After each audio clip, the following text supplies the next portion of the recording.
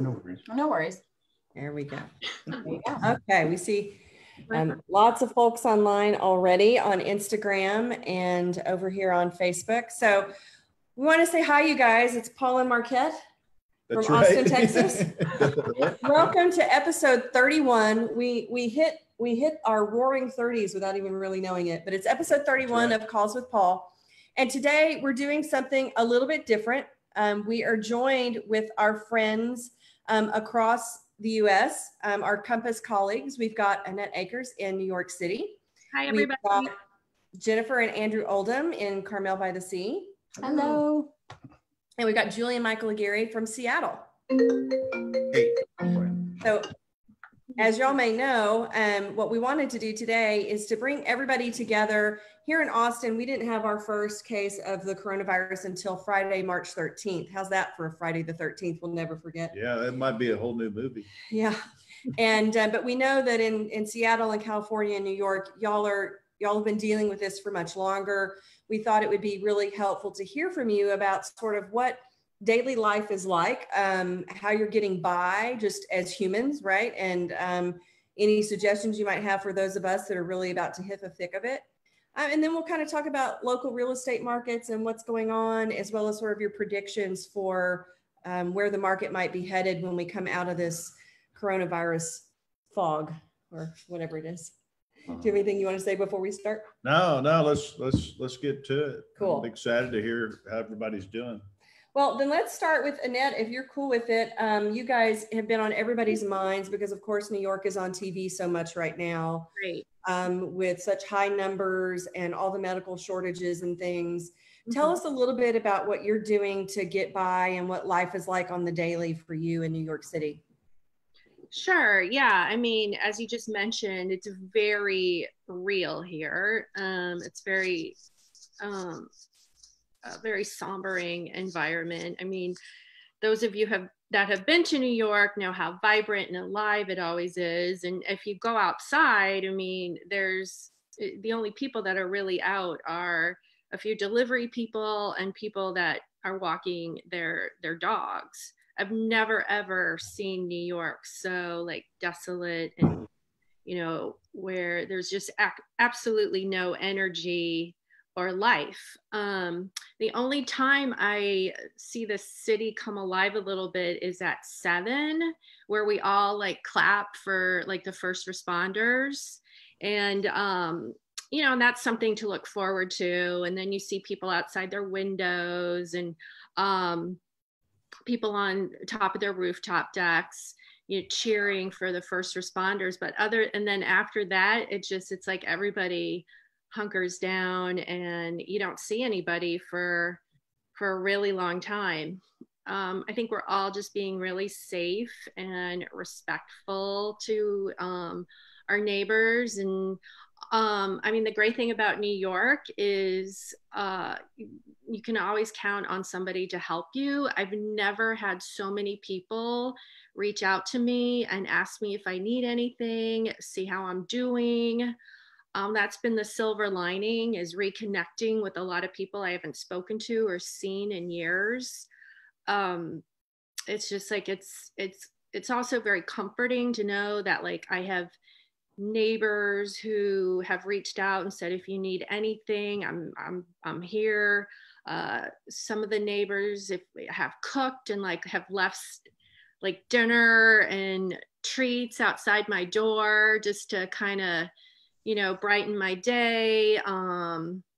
Because I'm single, I live by myself, so it's been very isolating. So a lot of people, I think, feel bad for me in my building. So, they leave nice surprises like that. As far as like leaving my apartment, there's days that go by that I don't leave. It's very hard to get groceries. It's the last week I've just given up on grocery delivery. It's literally like, oh, sorry. Life is like working at home. Yeah, we might have some kids that pop in any second. I'm making my cat nuts. Like he's so He's like, why are you here all the time? But so I do go out for him to get cat food, and but literally like running errands like that, it's I think I expressed to you, it's like the Hunger Games. Like I don't want to be close to anybody at the grocery store. And until recently, the grocery stores were not practicing social distancing. So now it's really hard to get into the grocery stores because now they are. So there's a long line to get in. Some grocery stores are requiring gloves and masks, and others will only allow, up to a certain amount of people at a time. Our Trader Joe's had to close for a few days because employees were coming down with the virus. So it's been challenging. It's been really challenging. And it's really challenging for most New Yorkers because I don't have a car. I have everything I get, I have to carry home. So I can only get so much stuff. When you mentioned to us that a large part of your client base works in the medical field and that you're personally doing some things to try to provide them support, why don't you tell us a little bit about the things that you're doing? Because I imagine anything we can do to give back helps relieve some of that anxiety that we're all feeling. Any way we can help or be of service, I think is. Yeah, and that's been a really, really great distraction for me to feel, to come up with things to help our first responders. So yeah, I was a medical device rep for over 20 years. So most of my clients are nurses and PAs and physicians. So a lot of, I was seeing on my Facebook feed that a lot of my clients who are on the forefront of all of this, and I have a lot of my nurses are in the COVID units of the hospitals, and they're all saying how hard it is to get medical supplies and how there's been mask shortages, and not really complaining, just sort of like I think giving like a real life depiction of what their life is right now. So when I was in medical device sales, I actually had like this small scrub company because I lived in scrubs and they were so ugly, and I was doing, but you live in them because I was an OR rep where I was doing like surgical cases with physicians. And so a lot of times I would do like sales calls and scrubs while I was in between cases. So I made these like really cute scrubs that I could wear to some of my appointments. Well, I have like several leftovers, so I'm donating those. And with the leftover fabric I had, I put a message out to the neighborhood on this app called Nextdoor.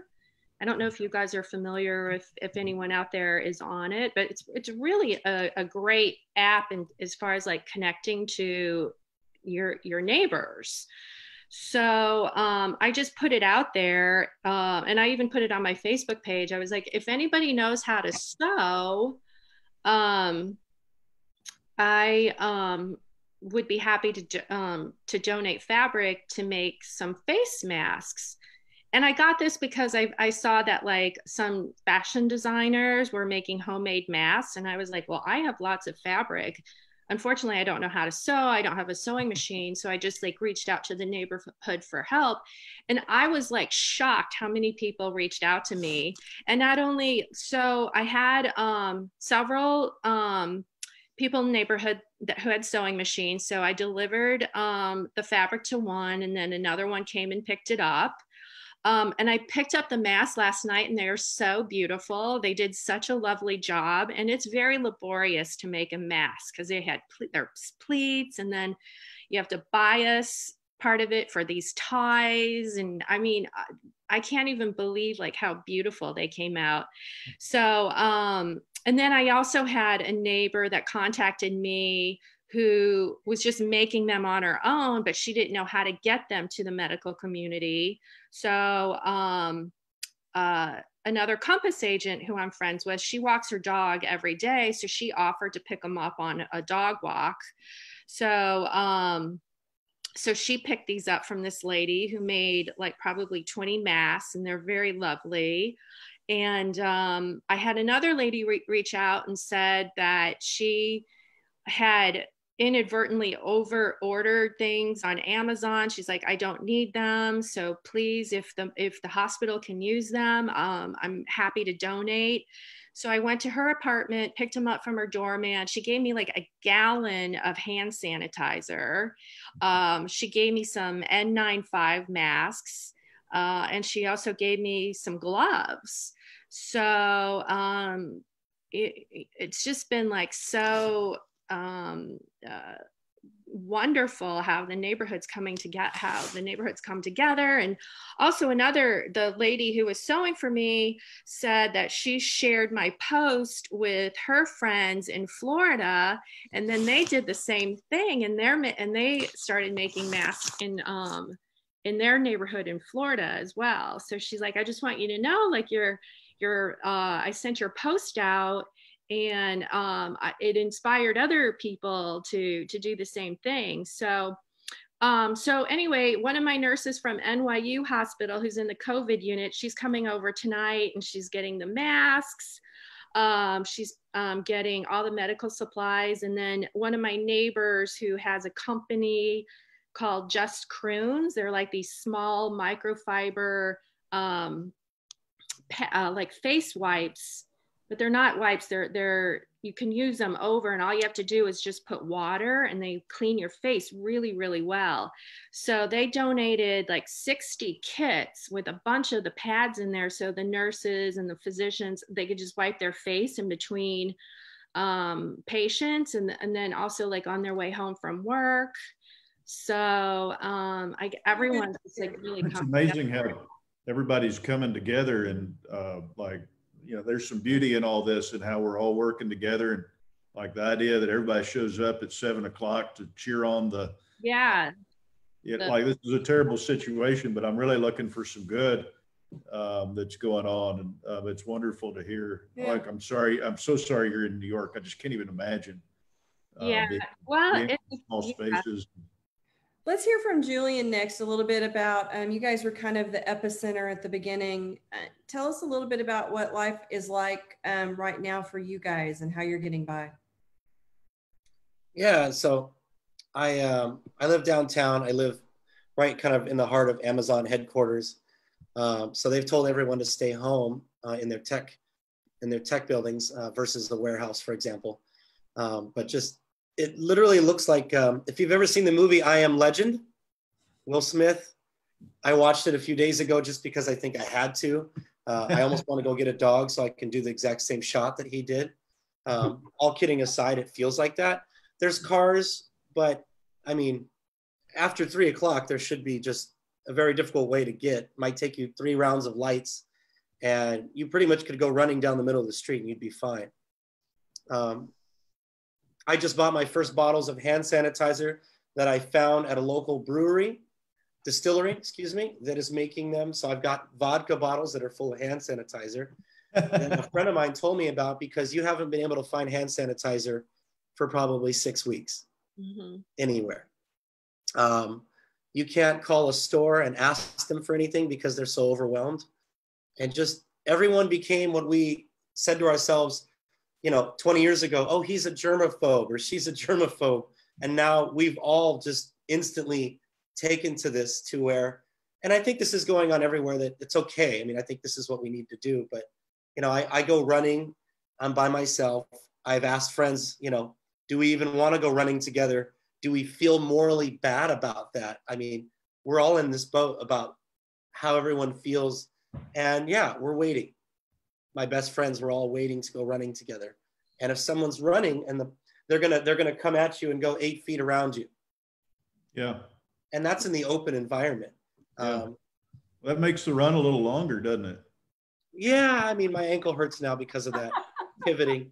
you know. I mean, I don't run far, Julian, so like that 8 feet counts. Thank you for that. It was nice seeing y'all. Just kidding. And probably the biggest thing I think is that people are being more responsible the last week and a half. I mean, I remember we have a park here called Green Lake. It's a 5K loop around, and a lot of people will go walking and biking. There's volleyball courts and basketball courts and kids play areas. Not this weekend, but the one before was right when they had really announced a few big major things. And that was the shelter in place order the next day. We were going to go golfing on Saturday and my friend didn't want to go. So I said, you know, that's fine. Maybe we'll go Sunday if we can. So I went for a run and I was at Green Lake and there was people playing 8-on-8 volleyball and a full court of basketball, which they should not have been doing. And 50 kids playing around the little play area. And sure enough, 2 days later, I saw an article that they had taped off all the parkings to all of the major parks like a Green Lake. So it's gotten more real every day. And in terms of real estate, let me pivot. So we've had Governor Inslee has loosened up a couple of things. Can I pause on the real estate, Julian? Yes. We'll cycle back through that. I want to hear about the real estate, but I want to hear, what about in California, Jennifer and Andrew? What are things like for you guys? Sorry. You've been posting some fun videos, so we enjoy that. Y'all are fun as always. So we're having fun spoiling our dog and teaching her new tricks. So she's either going to come out super genius or like Cujo and come after us when this is all over. Not quite sure which direction that's going to go in. And it doesn't suck being where we are with the ocean just right down the street. So I think we're pretty blessed in that respect. But we fill our days with a lot of video conferencing to learn what's going on and keep up to date, especially with the legal side of things, because we straddle so many different counties. We have to keep our team updated with what's going on with each county because it's very different, super different. Yeah. Yeah, we saw the same thing everybody else did. I think this will be our 11th day of shelter in place. So, at the beginning we saw the run on the grocery stores. We saw it brings out the good and the bad in people. And those people that are buying up all the toilet paper, those aren't the good guys, and buying up all the hand sanitizer. So it was amazing. It's so surreal to walk through a grocery store and see little to nothing. And I think that panic's unwarranted because it just gets restocked. Yeah. And we have this theory about Trader Joe customers now. Don't go to Trader Joe. Why is that? They seem to be the worst. They're like the epicenter of people hoarding. It's bizarre. It's like Trader Joe just cleaned up. Yeah. So finally the grocery stores have resorted to the same thing like they did in New York City, that you have to wait in line. People over, I believe it's 60. Don't say anything. Can get into the store early in the morning. Yeah, close. Can go to the store. I think it's before 8, and they can social distance before anybody else comes in. So that's good that they're catering to older people. But it's surreal. I mean, there's no other word to describe it. It's just been surreal. But I think we haven't seen the tremendous impact that New York has because we've really adopted early to social distancing. People take it very seriously. Like Julian said, the parks are cordoned off. Oh yeah. And we're still not seeing people wear masks and gloves as much as we'd like. One of the things that's weird to us and bizarre is I think the supermarkets have adapted to things. And when you go in now, it's not completely bare shelves. They have a lot of systems in place with signs up. And then if you try to go check out with 3 things of toilet paper, they're like, one per person, which is great, right? The limiting stuff. So we're seeing shelves restocked, but what's bothersome here in California, what we haven't seen is the actual people in the supermarkets that are cooking and baking. They are not wearing masks at all. So we're not buying anything that anybody's making. They actually have people making things? They actually, so if you go into like a Safeway or a major chain store, they're making cakes and they're they're making, you know, chicken wings Deli and sandwiches. deli sandwiches and stuff like that. They are not wearing masks. And the other day I caught a guy not wearing gloves, which gloves are a must, even not in this zone. So I just shied away, got in, get out, and I wear a full on mask. I only bought 100 a long time ago, and they're charcoal masks. So they have 8 hours of use in them. I wear that and go in with gloves and just run in and run out. So you're going into the grocery store. We've been Instacarting for the most part. Yeah, here in Austin, you know, our main grocery store, it would be HEB, and it was a Texas-based grocery store that's been around for a long time. They had a great sort of flu and pandemic and, of course, hurricane plan. And so they've been implementing that. They're limiting what people can buy. They're limiting the number of people that can get in and access the store, but trying to have grocery delivery, whether it's through Favor or Instacart or Shipt or any of that, you're at least a week out. So you really have to plan to try to get a delivery time. Our neighborhood has been interesting. Our schools closed, and as of yesterday, I think Governor Abbott announced that schools will remain closed through May 4th. I absolutely believe we will not be going back to school at all this year.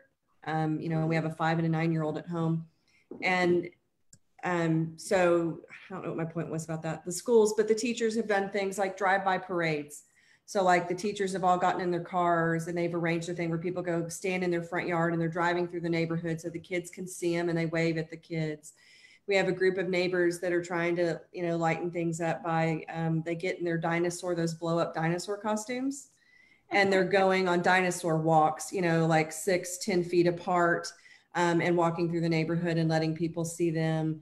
You've got families that are, you know, going on teddy bear hunts and chalk art, so that people can go on walks and they have a way of kind of talking and communicating. So it's been interesting. We're definitely happy hour.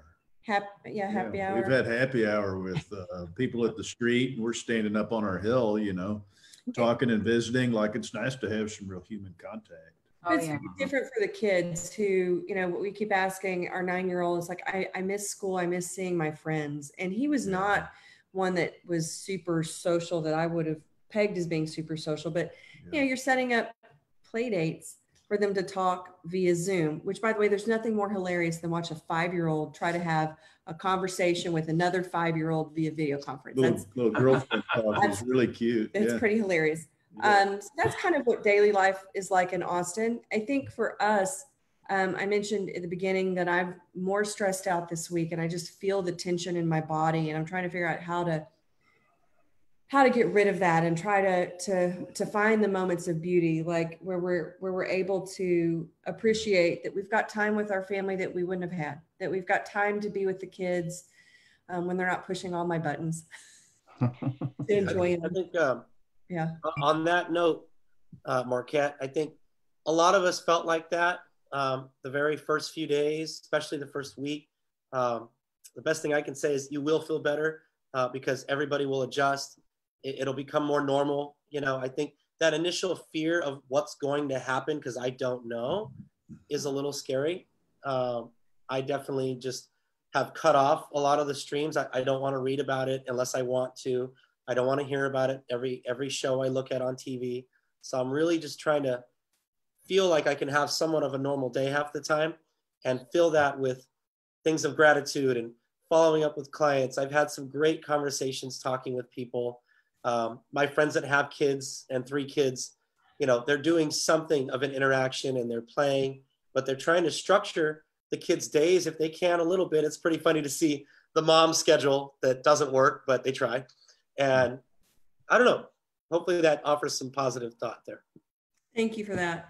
Well, let's talk a little bit about real estate, because that's what we all do. We're all Compass agents across the nation. Annette, in New York, are you still doing any real estate? Is anybody doing any real estate? What's it look like?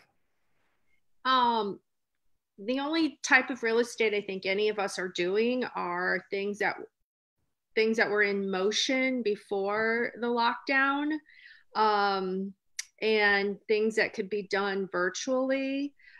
It's I think there are some new listings coming on.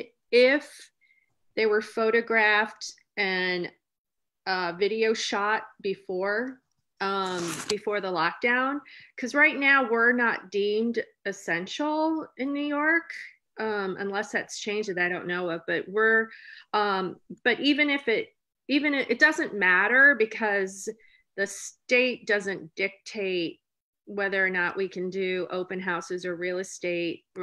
It's up to the buildings in New York City, because I work a vertical market. So even if Governor Cuomo is like, oh, you guys are essential, I don't think it's going to make that big of a difference, because most buildings, like my building, like no open houses, I can't have visitors. They put a lot of buildings have put a halt on move in and move outs. So, but people are closing.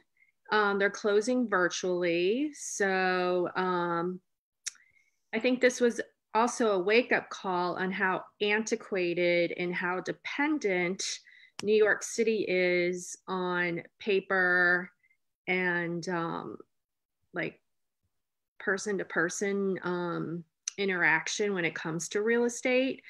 I think we're a little bit behind because we have, I'm in Manhattan, so like 70% of the market here are co-ops, and our buyers have to interview before they get accepted, right? It doesn't matter what the bank says, or it's at the end, it's down to the board of directors. I was doing a rental for a co-op, and luckily the co-op was very gracious and allowed the renters to interview via Google Hangout. So that was able to go through. They were able to move in, and that was settled. I know some agents have closed, but the seller can't move out, therefore the buyer can't move in, and so it's an issue here. It's an issue. I know people are still putting new listings on, like I said, if they have the marketing, materials lined up, like the floor plan and all that stuff, and putting it online, because I know there's a lot of people sitting at home with nothing to do but to go on, and look at apartments.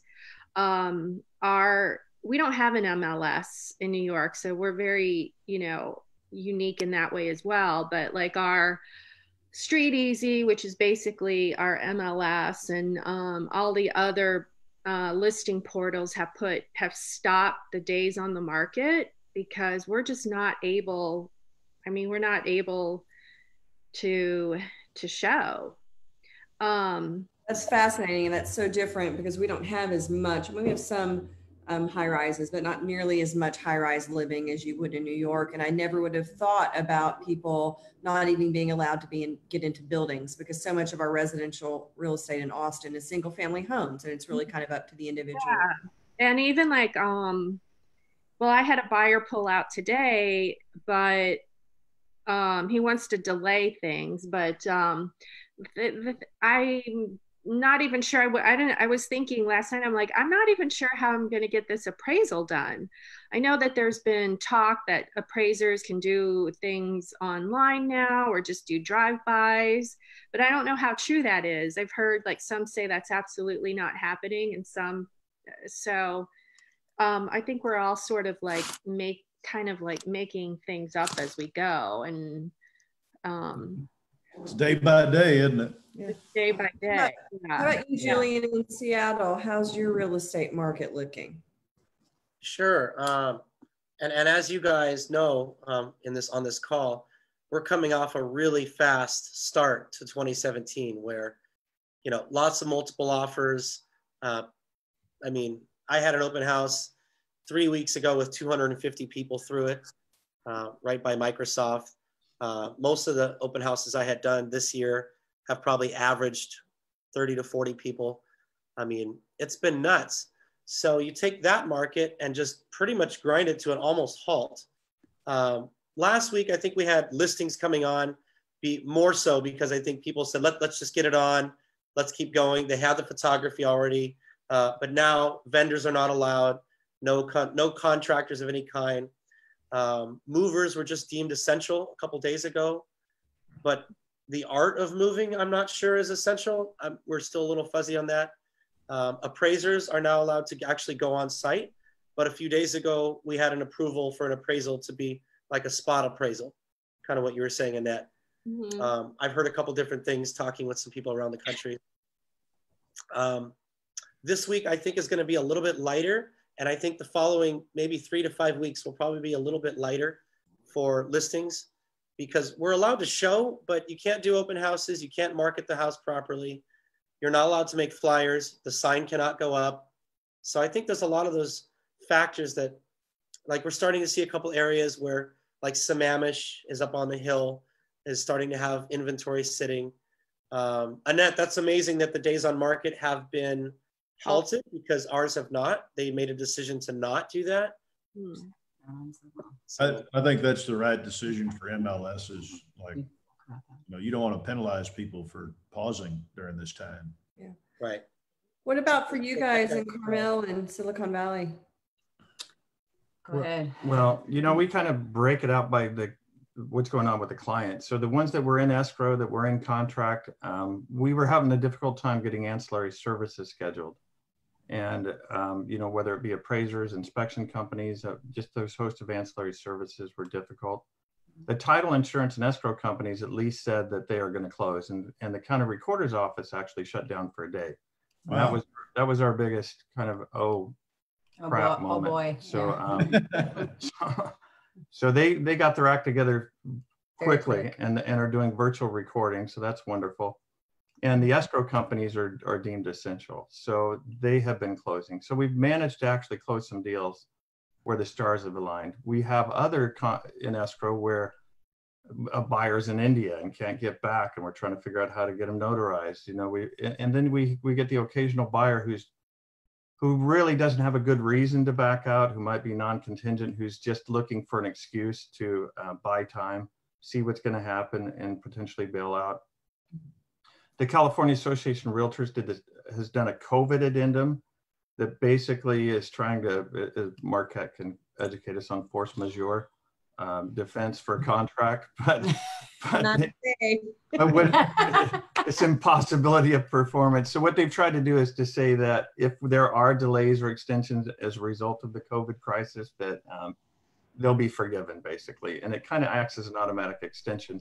But it has some really harsh language that allows either party to cancel at their whim, which I don't think is a fair. I didn't care for that. Wow. Yeah, I didn't care for it either. Like, that doesn't make any sense to me. No, so we're not using that, but Compass now has a couple good addendums in response to that. So the ones in escrow were getting closed. The ones that the active listings are getting difficult. We have a builder client who's just hemorrhaging money every day. It's really sad to see, because we can't get in to see his, buyers can't go see his home. Yeah. And then we're seeing opportunist buyers that are coming in and basically looking at this and saying, I can get a bargain. So we are seeing homes that will actually sell quickly, and we are still seeing multiple offers. Yeah. So we had 3 offers on a house last week and sold over list. So we were pleasantly surprised by that. But Andrew, are they showing these houses, or are they looking at them virtually, or how are they deciding to buy right now? So it seems like we're day to day on when you can show a home or when you can't show a home. So, we have a lot of counties here, and what different counties are trying to adapt the CISA guidelines and the California Association of Realtor guidelines. But they're not all caught up at the same time. So in Silicon Valley, yesterday at about 3 p.m., they deemed real estate essential. So that means that we have to abide by social distancing, but we're allowed to show vacant homes, and essential services or ancillary services can perform their duties. Mm-hmm. So Monterey County hadn't adopted that yet. We expect them to, but they haven't yet. So, the fact of the matter is it should be essential. There's buyers and sellers that are going to be financially ruined if they're not allowed to relocate, not allowed to sell. But we as agents have to be responsible with how we do it. We can't just take advantage of it and think that we're exempt from social distancing. Right. And And I think if they would give us the responsibility to do that, we would do a great job of maintaining social distancing in the quarantine, but still behave as an essential service. Mm-hmm. Well, the loans, here in Austin, what were you gonna say, Jennifer? You want to talk about the loans real quick? The Yeah, jumbo loans, lenders are really disappointing me. You know, you see the big banks that are changing jumbo loan underwriting guidelines. They're now up the reserve. They went 25% down. So at a time where the feds ease the rate, try to encourage lending, stimulate the economy, I feel like the big banks have sort of not lived up to that obligation to continue to ease the economy by better lending practices. Instead, they become stricter. So we're seeing a lot of our buyers that are now, like, what's going to happen with my loan? Or, hey, now I have to come up with an extra 5%. And I have to have much more reserves. So I wish the banks would get their act together much better than they have. Yeah. Interesting. Here in Austin, I keep thinking of it this morning in the shower. It feels like we're air traffic controllers, right? We've got people that are coming up and they're ready to get their homes on the market. We've got pictures, we've got collateral, and we're trying to judge when do we put them. We've personally made the decision that all of our listings are going to go private exclusive for the time being, because we don't want those days on market to accrue here in Austin. We've got buyers that are still engaging with us about investment properties and they're looking for the right thing. But we've got sellers where the seller themselves are doing a Zoom walkthrough of the property for potential buyers. So no agents really get involved in person. They're just, and then you're on the call, which is really cool. Like the Zoom, thank you, Zoom, we're on you now. But what it can do. But it definitely feels like we're kind of managing, like, act now, don't act now, hold your house, show your house, go on the market, don't go on the market. Yeah, I think it's a hard time for sellers to, for me to green light, like, let's put you on the MLS. And have people traipse through your house. Well, around here, like, it feels like on the buy side, people are still buying.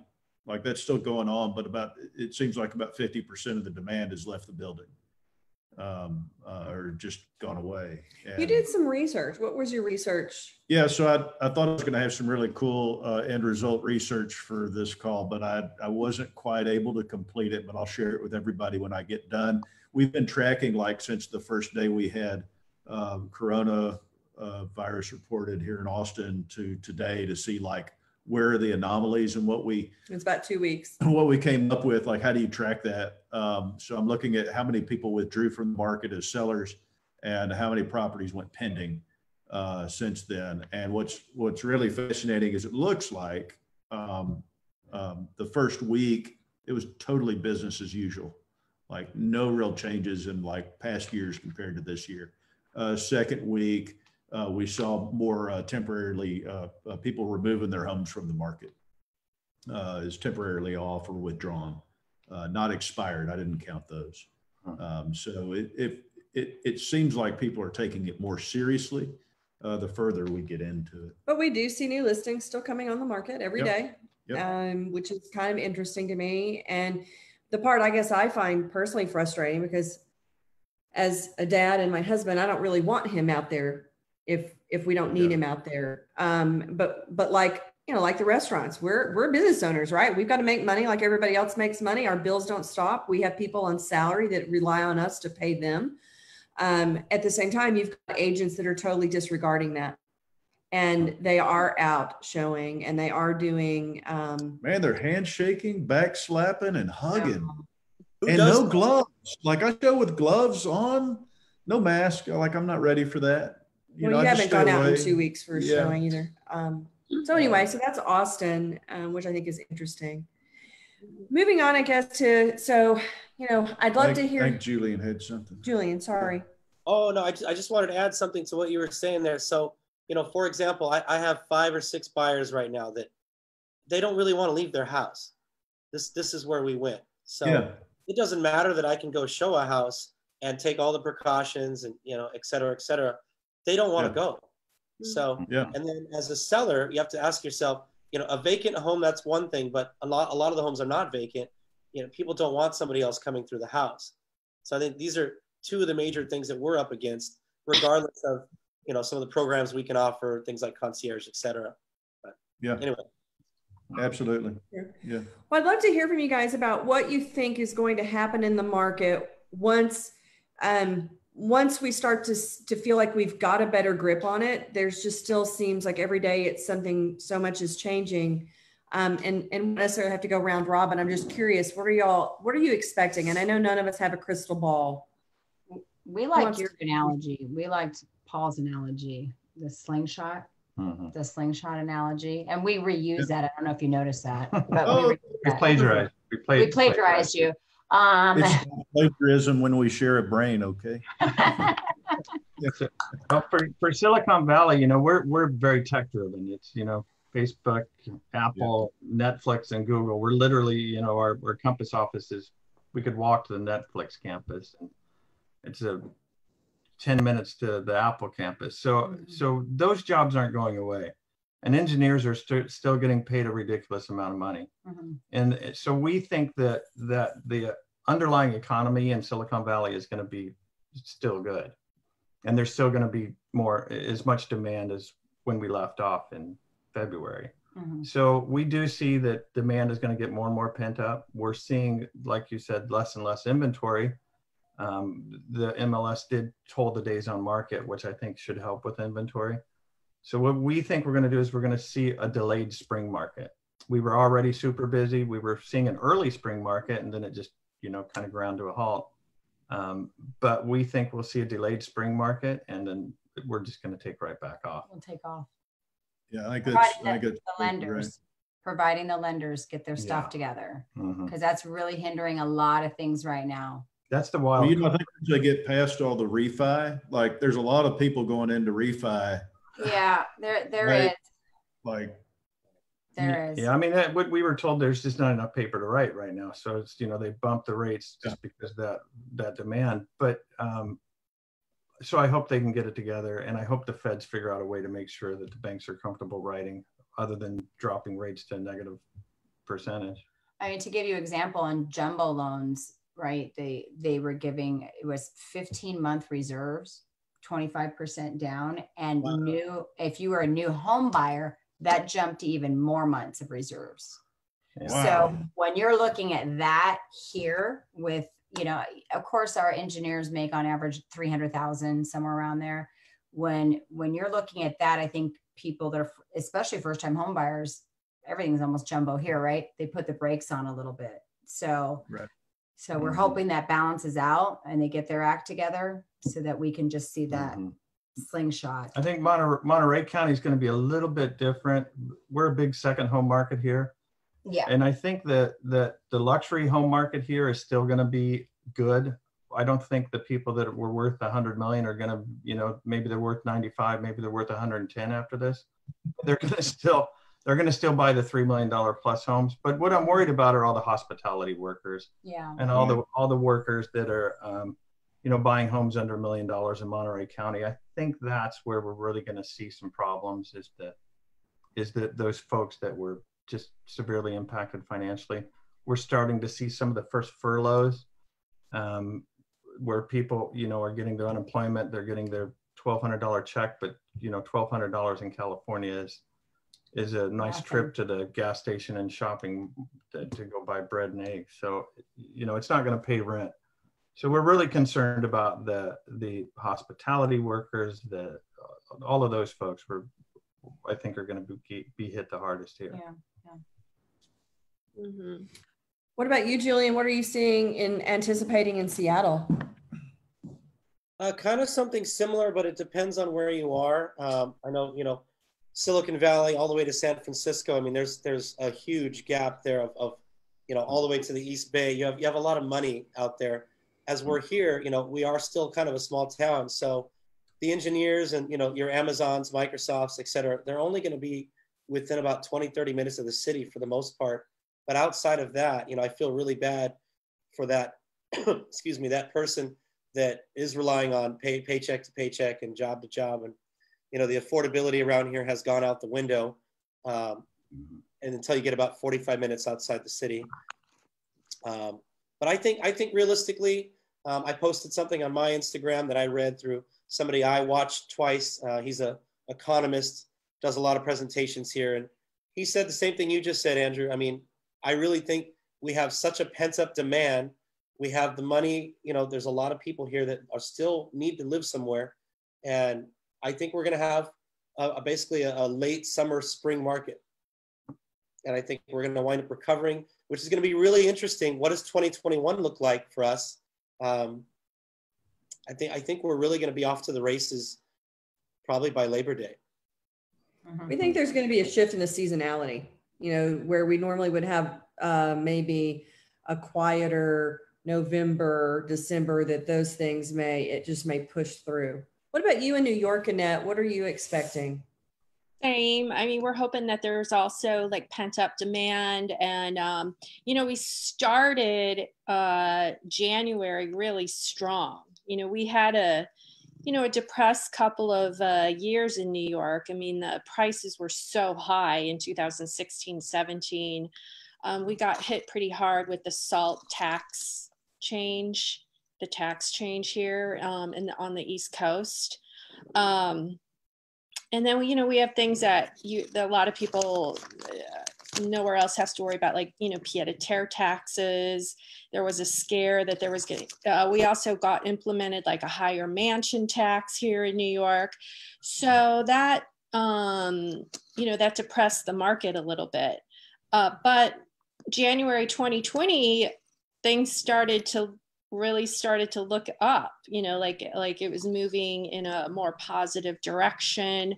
Open houses were busy again. More listings were coming on. A lot more things were going into contract. And then, you know, this happened. I think that the same, we're hoping for a delayed spring.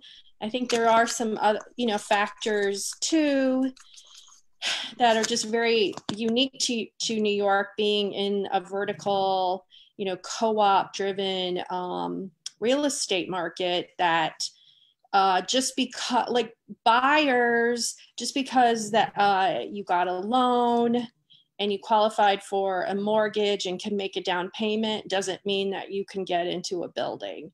There has to be a certain barometer set, right, where co-ops want a certain amount of post-closing liquidity. So you have to be liquid after you pay all your closing costs and your down payment. So I guess the question is how liquid are people going to be when all of this is said and done? So, you know, I wish we knew. What's that? I wish we knew. Like, it depends on how long all this takes. Yeah. So, you know, I think that, and then also, you know, as far as like, you know, opportunistic buyers, there's always going to be people out there trying to get a deal, but our co-ops will generally probably turn those buyers down. They're not gonna take a low ball offer, just, you know. So, you know, that's the biggest, I think, difference that's unique to New York. So there's a lot of questions still. Only one can guess, and it's really hard to give advice on that. But I think we're hoping that it picks up where it started, and you know, we'll be okay in the end. You guys, that's great. If anybody has any parting thoughts, we'd love to hear them. Otherwise, we'll kind of wrap up. Anybody have anything else they want to share? I keep being curious how this is going to change, like, everybody. Like, are we going to all start working from home more as industries? And what does that do to real estate? Like I see commercial real estate shrinking, you know, because as an employer, I've been successful with work from home, and this has been going on long enough. And like, how do you, what's the world look like? We're going to shift as a world. And I imagine that people are going to start talking a lot about, and I hope they do, about how the world is healing from us staying home. Can we reverse global warming? Like, there's some things that have been revealed here that I'm super excited about. And I just don't know how, like, real estate will change too, right? I just need the kids to go back to school. Yeah. Well, maybe they won't. Maybe schools get closed down. I can work from home, but I got the kids. The kids got to go back to school. Yeah. That's all I'm saying. Yeah, that's the stuff I'm puzzling with.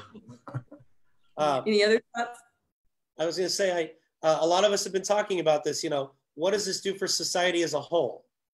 Yeah.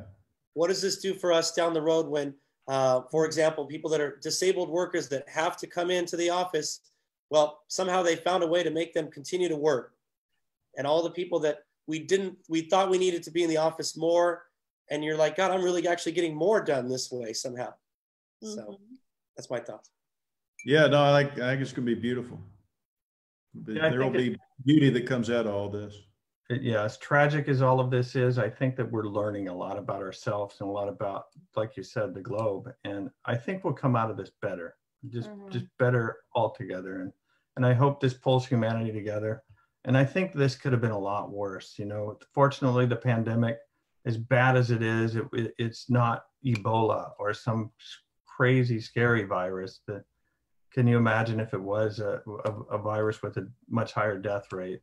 Yeah. What would look a lot different. So I think this is a really good wake-up call, and it's great to see all the love that people are sharing, and your story about the mask is just amazing. That's so cool. I mean, you know, our team has tried to reach out and to their neighborhoods and deliver groceries and do the right thing. So it's so wonderful to see the love that this is bringing up from people. Yeah, sure. Yeah, it's helped me breathe a little bit, because as Marquette knows and Paul, I don't breathe that much. So I'm always like on the go. This has actually slowed me down just a tiny bit, which is nice, you know. Yeah, the slower pace is pretty cool. Like really nice. Yeah. So, yeah. Someone told me that we're in a cocoon now. So we're going to come out of the cocoon and we're going to come out a butterfly. Yeah, that's right. So I was waiting for you to do that. Yeah. I couldn't help but go along. He's such a great storyteller, you know. He is. So we appreciate you putting us together. This is thank you all for your time. Thank you so much. Please stay safe and healthy, and stay in touch. Yeah, we can do this again. Who knows if we're still doing this in June or July? We can do this with vodka, whiskey. You know, do a happy hour version. Whatever it takes to get by. But thank you very much. And you guys, those of you watching, if you need if you have any questions for these guys in Seattle or New York or in California, we will drop their contact information on the Facebook page. So please reach out to them. These are the people that we trust and send our business to in those markets. And so if anybody needs that help, please don't hesitate to reach out to them. Thanks guys. Stay safe, everybody. Cheers, team. Yep. Bye.